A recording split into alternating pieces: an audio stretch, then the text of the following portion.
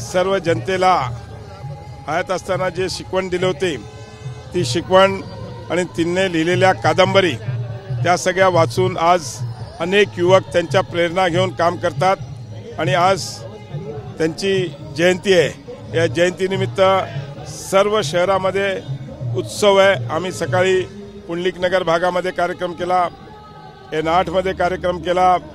आज आता इकडे लोकशाहीर अण्णाभाऊ साठे यांचा चांगला असा सुंदर असा स्मारक इकडे तयार होणार आहे आणि त्याचं आज तिकडे आम्ही त्यांना अभिवादन केलं आहे आणि आमच्या पक्षाच्या वतीने पण इकडे त्यांना अभिवादन होते।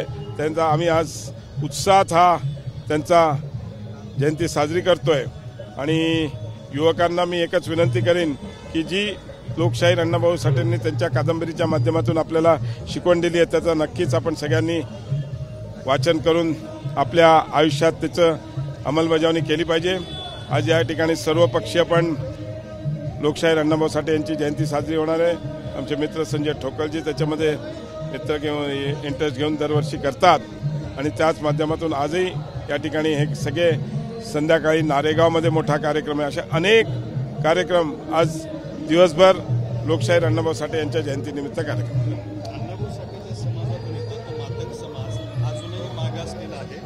त्या खात्याचे मंत्री नाहीत, मात्र तुमच्या ओबीसी कल्याण मंत्रालयातल्या अशा कुठे योजना आहेत का की त्यांचे मागासले पण दूर होईल? नाही, आम्ही लोकशाहीर अण्णाभाऊ साठे यांच्यासाठी समाज कल्याणच्या माध्यमातून अनेक योजना राबवल्या जातात। आमचे सहकारी मित्र संजय शिरसाटजी नेहमी त्यामध्ये लक्ष घालून अनेक योजना अंमलबजावणी करायचा प्रयत्न करत असतात आणि मला नक्कीच खात्री आहे की लोकशाहीर अण्णाभाऊ साठे यांनी जी प्रेरणा आम्हाला दिली आहे त्याच्यातून नक्कीच मातंग समाजातील सर्व घटकातील लोकांना फायदा हो, त्यांना जे समाज उपयोगी योजना आहेत त्याचा उपयोग मिळावा ही आमचा प्रयत्न आहे। दुसरा प्रश्न, काल मालेगाव बॉम्बस्फोटातले आरोपी जे होते संशयित आरोपी त्यांना निर्दोष सोडण्यात आला, या निकालाकडे तुम्ही कसं घेता? कालचा निर्णय हा सत्याच्या पाठीमागे न्यायालय उभा राहते आणि काल हा सत्याचा निर्णय झालेला आहे आणि ज्या हिंदुत्ववादी संघटनेला जे आमचे काँग्रेसची मंडळी नेहमी म्हणायची की ह्या दहशतवादी किंवा त्यांच्यावर आरोप करायचे, काल हे सिद्ध झालंय की हिंदू संघटना या अशा कधीही काम करणार नाही आणि ज्या भगव्याच्या नावाने ते आरोप करत होते, मी काल पण स्टेटमेंट दिली, भगवा हा मंदिरावर लावणारा ध्वज आहे आणि भगव्याला जर हे आतंकवादी म्हणत असतील तर अतिशय दुर्दैवी गोष्ट आहे। या हिंदुस्थानात राहून जर हिंदू जनतेला हे आतंकवादी म्हणत असतील तर हा अतिशय दुर्दैवी आहे। रेल्वेच्या बॉम्बस्फोट प्रमाणे या निकालाचाही सर्वोच्च न्यायालयामध्ये अपील केलं पाहिजे असं इम्तियाज जलील म्हणतात। इम्तियाज जलीलने करावं अपील।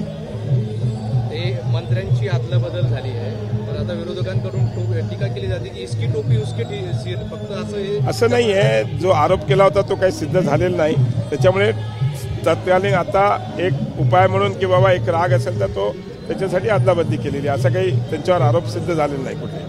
EVM वर नेहमी शंका विरोधक उपस्थित करतात, आता पुन्हा एकदा निवडणूक आयोगाने असं सांगितलंय की EVM मध्ये छेडछाड करणं शक्यच नाही, आता हे कितीदा सांगायचं? EVM मध्ये कधीही छेडछाड होऊ शकत नाही। मग मला सांगा, लोकसभेच्या वेळेस ज्यावेळेस काँग्रेसच्या सीट वाढून आल्या त्यावेळेस काय EVM नाही मॅनेज झालं? EVM बद्दल आरोप करणं अतिशय दुर्दैवी गोष्ट आहे, कारण तुम्ही जिंकला, तुमचं जिकडे राज्य आलं तिकडे EVM नाही का? मग ज्या राज्यात काँग्रेसचं सरकार आहे त्यावेळेस तिकडे त्यांना लक्षात नाही येत का तिकडे EVMचा घोटाळा दिसत नाही का? फक्त जिकडे आमचे सरकार आलं की तिकडेच EVMचा घोटाळा दिसतो त्यांना।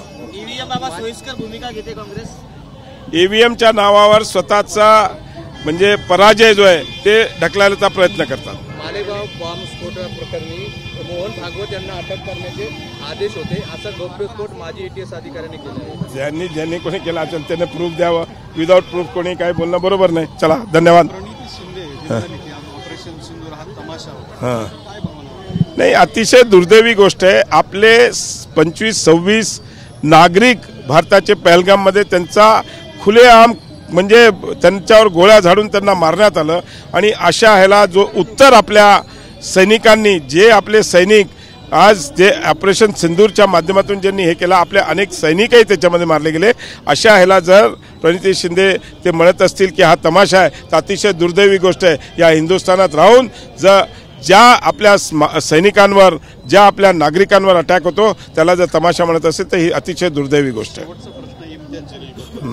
मालेगाव बॉम्बस्फोटात आरोपी निर्दोष सुटले तर हे प्रकार चुकीचा असं इम्तियाज जलील म्हणतात. पण ते म्हणतात सुप्रीम कोर्ट जाणार. एवढंच नाही तर बॉम्ब काय आपोआप फुटले का? 17 वर्ष पूर्ण कोर्टाने आणि पोलीस डिपार्टमेंटने ATSने सगळा पूर्णपणे त्यांनी आज पूर्ण एक म्हणजे माहिती घेतलेली आहे, सर्व तपास केलेला आणि या तपासाच्या नंतरच कोर्टाने त्यांना निर्दोष सोडलेलं आहे. हाच प्रूफ आहे की आणि जर इम्तियाज जलीलना वाटत असेल तर त्यांनी हायकोर्टात जावं, सुप्रीम कोर्टात जावं.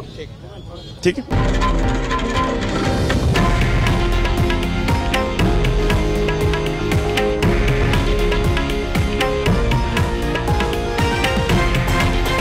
हे आहे देशातील नंबर 1 न्यूज नेटवर्क आणि आपण पाहत आहात TV9 मराठी, एकमेव.